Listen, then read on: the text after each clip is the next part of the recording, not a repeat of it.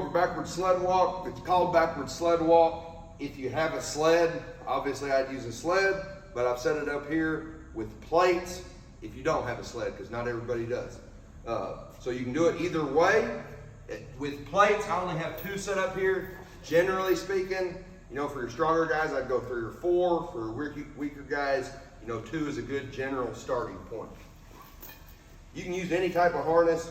This is just an old string or, you know, rope type harness I found in the storage room that we use for chain pulls, whatnot. But all you're gonna do, we'll go over backward sled walk first, butt down, big chest. I'm gonna stay in this position. So this position's locked in. I don't wanna come up tall with each rep. So I stay down, and then all I do is just, I'm slowly walking the way back. It's not a race, it's just a good walk. That's why it's called a walk, not a run. All I'm doing is just targeting the muscles, and then now the benefit of it is I can slowly add volume to my lower body without it being extremely hard on my joints. So yeah, you can add volume to your lower body with back squat and that type of thing. That's great, but we don't want to add a bunch of volume doing that way, because then it gets hard on everything else. So that's one of the beneficial, you know, pieces of it. That's the backward sled walk.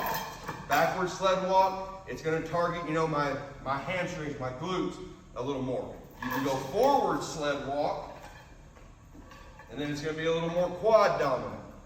Now, obviously, instead of walking backwards, same concept, good athletic position.